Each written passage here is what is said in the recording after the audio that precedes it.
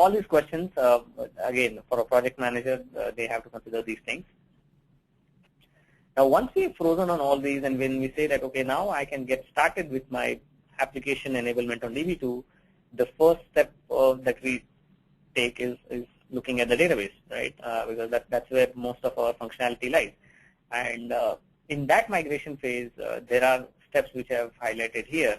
So the first thing is to move the database structures. For example, every database consists of two things, right? One is metadata and the other one is data. So metadata is basically the DDL, the database structure, which consists of tables, indexes, views, and all of that.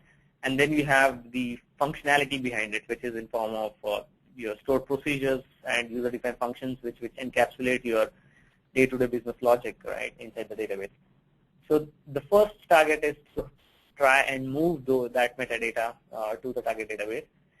So for people who are new to DB2, I would like to introduce you to this special compatibility feature. It's basically a registry variable in DB2. It's called the DB2 compatibility vector, which you set to special value, an hexadecimal value. On setting it to a value, what it does is it allows you to execute your PLSQL code pretty much as it is on DB2. So again, for people who haven't worked with DB2, to give you a little bit of background, DB2 has its own programming language, which is called the SQLPL, wherein you can write your own stored procedures and user-defined functions. But let's say your application is written in PLSQL because it started using Oracle initially. So you can use that same PLSQL pretty much as it is on DB2 by making use of this particular compatibility vector. So you just enable this compatibility vector, and most of the PLSQL code that lies in your existing application can be readily used onto DB2. Right? Having said that, you must have noted that I'm always using the term most of them and not all of them, because there are cases where we really need to have that code tweaked a little bit here and there to make sure that it works with DB2 without any errors, right? And to do that, we have automation available. So DCW is one tool that allows us to do that. So it will automatically convert some of the code to PLSQL on its own, and it will make sure that it runs on DB2 without any problems. All right. One of the key considerations that we have seen always is the fact that at no point in time we can compromise on the data that exists in the database, because data is really critical, right? And what we're talking about is movement of data.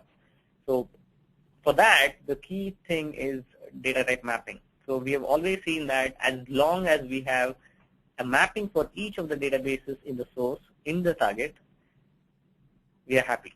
So the first step is basically to try and map the existing data types. But with DB2's version 9.7 and onwards, we have seen that most of the data types which are there in Oracle are covered in DB2. So again, there is no real challenge when it comes to data type mapping now. And like I said, once that has been taken care of, we ensure that there is no data loss, because all of the data types which are available in Oracle are now available in DB2. So obviously the next step is to look at the business logic, which is encapsulated in form of UDF, stored procedures, and triggers, which can be in your PLSQL language. So that can be done on DB2, like I said, most of it as it is. And again, another important question that I often get when I talk about executing PLSQL code on DB2, the question is, are you trying to emulate it? So the answer is really no, because DB2 has native support for PLSQL code.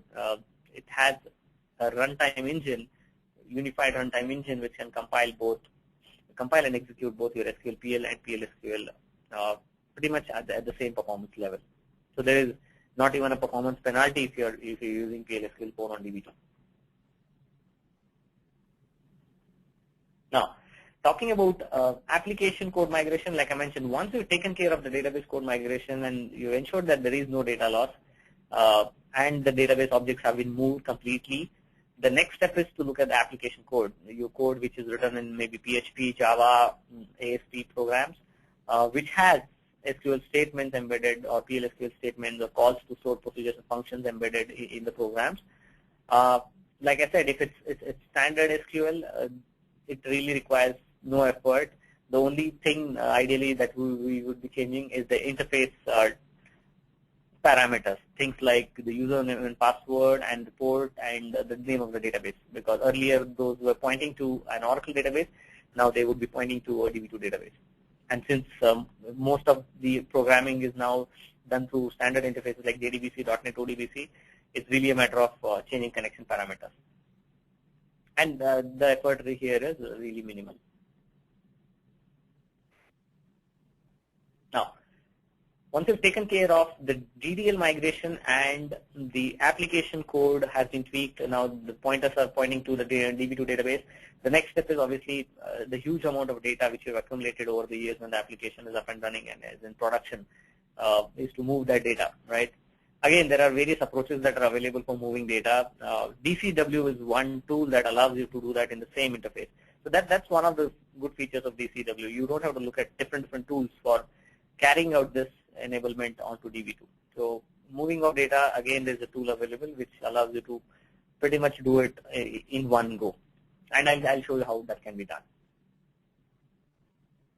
Now, like I mentioned, once you've completed all the DDL movement and the data movement, the last step is before you get into production is you want to verify the functionality of the application to make sure that you're getting the right reports that you're getting earlier, you're getting them in the right time, for which you carry out both acceptance tests and performance tuning. Now, acceptance test is fairly straightforward because again, in the version 9.7, where we introduced an interesting parameter called currently committed, which has the same isolation level as that of Oracle. So the semantics are similar, the locking mechanism is similar, so there is no real issue when it comes to the locking mechanism, the deadlock detection and all of that. And yeah, the functionality should work as it is. Talking about performance tuning, you would be happy to know that most of the DB2 configuration parameters are auto-tuned. So there is a lot of push on DB2 autonomics, where what we ensure is that the moment DB2 has there is a database created on DB2, there is a utility that runs in background, and it makes sure that the parameters are set to optimal values, so that there is really no tuning that you need to do. Now, once you've taken care of all of these, things which we do not really cover as part of the migration exercise are things like task scheduling, auditing, if you require a national language support, database partitioning, compression. These are things that you would, again, these are some of them are done at design time, some of them can be enabled later, because all of these functionalities are available in DB2. So you can enable your tables for compression if you need high availability and disaster recovery to be made available. That's something that can be configured. Database partitioning features are available in DB2. So if you're happy with the performance and then you want to partition the database for further gain in performance,